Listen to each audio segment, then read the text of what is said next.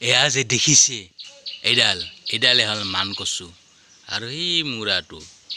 এইবিলাক অৱশ্যে ঠাইখিনি বেয়া কিন্তু মানে লেতেৰা পেতেৰা হৈ আছে কাৰণ ইয়াত চোৱা মানে ধোৱা বাচন বৰ্তন ধোৱা মানে লেতেৰা পেতেৰা পানীবিলাক পেলোৱা হয় কচু অৱশ্যে সেনেকুৱা ঠাইতে হয় এয়া মান কচু এইবিলাক মান কচু এয়া যে দেখিছে এইটো হ'ল মান কচুৰ মূৰা মানে শিপাৰ মাটিৰ তলত থকা এইটো মূৰা এতিয়া মই এইটো কাটি লৈছোঁ কাটি লৈ পেলাই সিদ্ধ কৰিম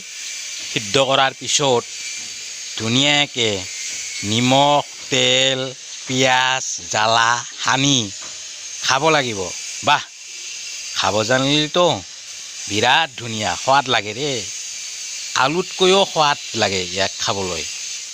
ইমানেই সোৱাদ বৰ টেষ্টি লাগে দেই বৰ ভাল কিন্তু খাব নাজানিলে কিন্তু গলত ধৰিব সেইকাৰণে ইয়াক প্ৰথমতে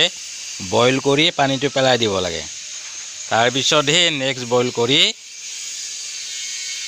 কৰাৰ পিছত ইয়াক মই যেনেকৈ ক'লোঁ নিমখ তেল জলকীয়া পিঁয়াজ দি